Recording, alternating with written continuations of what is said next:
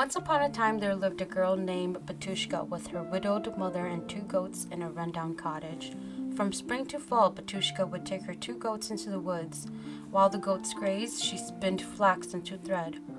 One day, during her lunch break in the woods, she saw a beautiful maiden. This strange woman started dancing and asked in a sweet voice, "Batushka, would you like to dance?" Without thinking, Batushka answered, "Oh, I could dance all day long." They danced till the last rosy rays of sunset disappeared. At this point, she remembered she forgot all about spinning. Batushka walked home without singing or dancing.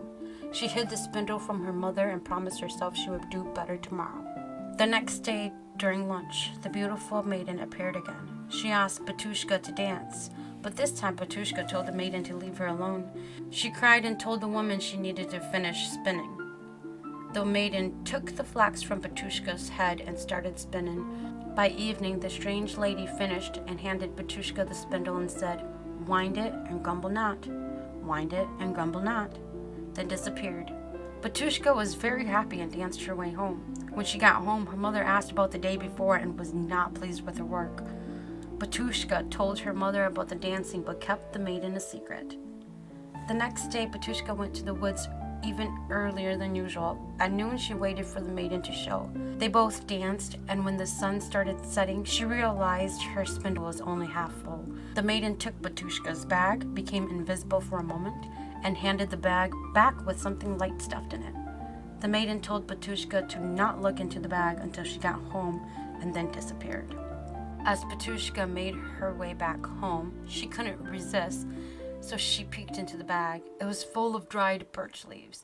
Batushka was so upset and threw some leaves in anger, but suddenly stopped. She realized that these leaves were perfect for the goats to sleep on. She stopped crying and went home with what was left in the bag. When she got home, her mother asked, "What kind of spindle did you bring me yesterday? I wound and wound, but the spindle remained full."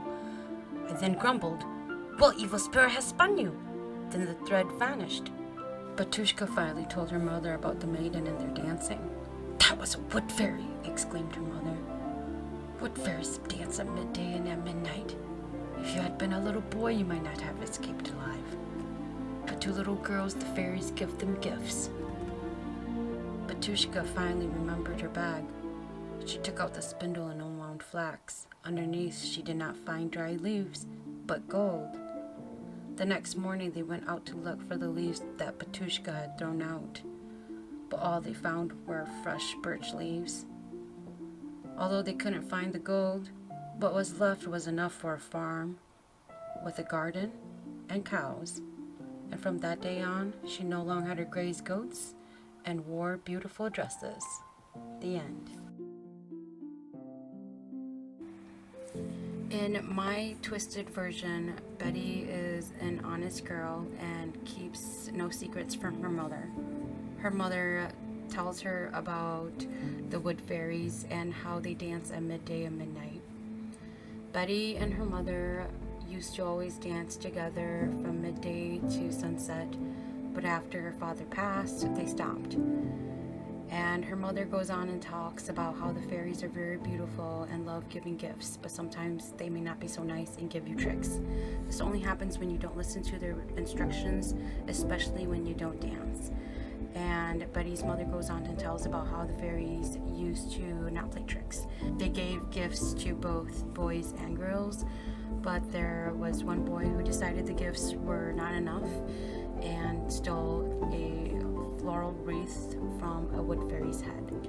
I was inspired by the traditional Czech wear, and I loved the lace, the gathered skirts, and the big sleeves, which inspired the arm cuffs. Also was inspired by nature, especially since the story was about the woods.